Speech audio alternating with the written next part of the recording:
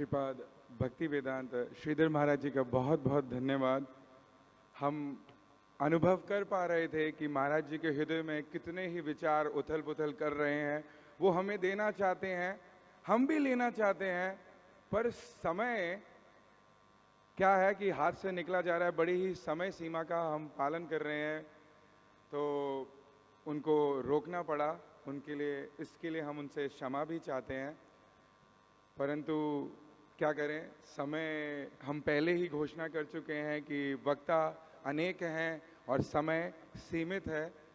अब मैं हमारे श्री गोपीनाथ गौड़िया मठ के वरिष्ठ सन्यासियों में से एक भक्ति लक्षण गिरी महाराज जी को मंच पे बुलाना चाहूँगा। प्रार्थना करता हूँ वह आए और इस दिव्य समागम महोत्सव के उपलक्ष्य में अपने हृदय के विचारों को यहाँ प्रस्तुत करें। एक और बात उनके बारे में बताना चाहूँगा कि महाराज जी श्री गोपीनाथ गौड़िया मठ की ओर से 1998 से दक्षिण भारत में प्रचार कर रहे हैं, और इतना सुंदर प्रचार कर रहे हैं कि पीछे काफ़ी दक्षिण भारत से भक्त आए हैं इनके साथ, और उन्होंने वहाँ पे 2 मठ बनाने का भी योगदान किया है। तो मैं उन्हें मंच पे आमंत्रित करता हूँ। श्री पाद भक्ति लक्षण गिरी महाराज जी। महाराज जी समय सीमा का पालन करें। हरि बोल।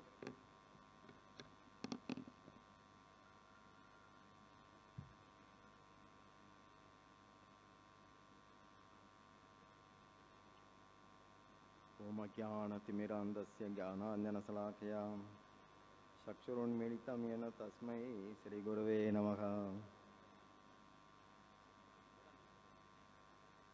முதலாவதாக என்னுடைய சந்நியாச குரு ஆச்சாரியர் சில பக்தி விபூத போதையன் கோஸ்வாமி மகாராஜ் அவங்களுடைய தாமரை பாதங்களுக்கு வணக்கங்கள்.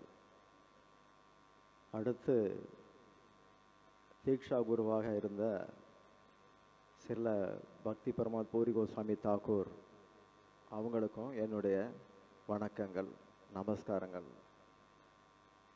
அப்புறம் இங்கே கூடியிருக்கிற சம்பிரதாய ஆச்சாரியர்கள் எல்லோருக்கும் வணக்கம். முக்கியமாக தமிழ்நாட்டில் ராமானுஜருடைய பாரம்பரியத்தில் மணவாள மாமுனிகள் நியமித்த ஒரே மடம் அப்படின்னு சொல்லப்படுகிற மன்னார்குடி ஜியர் மட், அந்த மடத்துடைய அதிபதியாக ஆச்சாரியராக வந்திருக்கிற மன்னார்குடி ஜியர் சுவாமிகள் அவங்களுடைய திருப்பாதங்களையும் வணங்குறேன். அடுத்து மூத்த வைஷ்ணவர்கள் அவ்வளோ பேருடைய பாதங்களையும் வணங்கி ஆரம்பிக்கிறேன். நம்முடைய இந்த கௌடிய வைஷ்ணவம் அப்படிங்கிறது சைத்தன்ய மகாபிரபு கொடுத்த தெய்வீக அன்பின் செய்தியை பாரங்கும் பரப்புற பணியை செய்து கொண்டு இருக்கிறது. இதில் அனைவரையும் மதித்தல், சகிப்புடன் இருத்தல், எந்த ஒரு பாரபட்சமின்றி பிரிவு மனப்பாங்கு இன்றி சமமாக நடந்து கொள்வது, இப்படி சில வைஷ்ணவ தன்மைகள், குணங்கள் சொல்லப்பட்டிருக்கு. இன்றைக்கு நாம் கொண்டாடுகிற ஆச்சாரியர் சில பக்தி பிரமோத் பூரி கோஸ்வாமி தாக்கூர் சாஸ்திரங்களில் சொல்லப்பட்டிருக்கிற எல்லா வைஷ்ணவ நற்குணங்களையும் கடந்து அதுகளுக்கெல்லாம் தாண்டிய எண்ணற்ற அளவுக்கு நல்ல குணங்களை கொண்டிருந்தார் அந்த ஆச்சாரியர். அவங்களுடைய இந்த நாளில் நாம் நினச்சி பார்த்துட்டோம். குருவை தினமும் நினைக்கணும் அப்படின்னு சொல்லி நாம் அஷ்டகத்தில் பாடுறோம் தினந்தோறும்.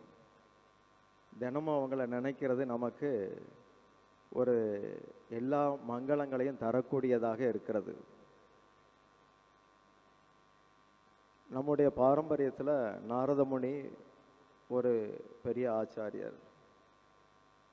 கிருஷ்ணர், பிரம்மா, நாரதஜி அப்படி வர்றாங்க.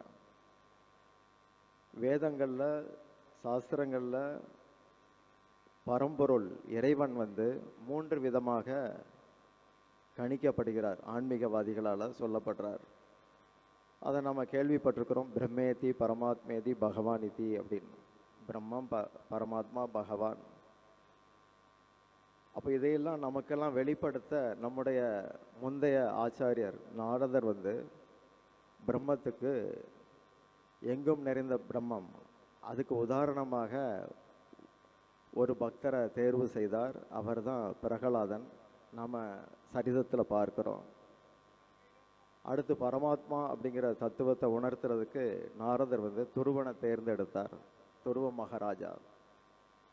அதற்கு அடுத்து பகவான் அப்படிங்கிறதுக்காக, அதை நமக்கு உணர்த்துறதுக்காக நாரத முனிவர் நமக்கு பாகவதத்தை கொடுத்தார். வியாசரை எழுத சொல்லி சுகதேவர் மூலமாக கொடுத்தார். இப்படி நமக்கு அவரே ஒரு முன்னுதாரணமாக இந்த வேதத்தின் இலக்காக சொல்லப்படுகிற பரம்பொருள் பற்றிய விஷயத்தை விளக்கி கொடுத்துட்டார். பாகவதத்துடைய முக்கிய தர்மம் என்னன்னா நாம சங்கீர்த்தனம். பாபம் நாசமாகும், எல்லா மங்களங்களும் கிடைக்கும் அப்படின்னு சொல்லப்படுது. அந்த பாகவத தர்மம் இலக்கியமாக ஒரு அவதார வடிவில் அது இருக்கிற போது அதை நடைமுறைப்படுத்தி ஒரு பக்தன் எப்படி இருப்பான்னு காட்டுறதுக்காக சைத்தன்ய மகாபிரபுவாக கிருஷ்ணரே, பிருந்தாவன கிருஷ்ணரே வந்தார். வந்துட்டு நமக்கு கற்பித்து கொடுத்தார். அந்த பாரம்பரியத்தில் நம்முடைய ஆச்சாரியர்கள் அதையெல்லாம் தொடர்ந்து செய்துக்கிட்டு இருக்கிறாங்க. நமக்கு இந்த நல்ல நாளில் அந்த அத்தனை மகானுபாவர்களுடைய ஆசீர்வாதமும் கிடைக்கணும் அப்படிங்கிறது தான் எல்லோருடைய எண்ணம். அதற்காகத்தான் இப்படி நாம் திரண்டிருந்து இறைவனை மகிழ்விக்கிறோம். குருவை நினைக்கிறதுங்கிறது கடவுளையும் மகிழ்ச்சிப்படுத்தும். அது மாதிரியான இந்த வாய்ப்பு நமக்கு கிடைச்சிருக்குது. நாம் பெரியவங்க நமக்கு கொடுத்துருக்கிற அந்த பாதைகளே பின்பற்றி போகணும் அப்படிங்கிறது இந்த நாளில் என்னுடைய ஏக்கம். அது நாம் எல்லாம் அந்த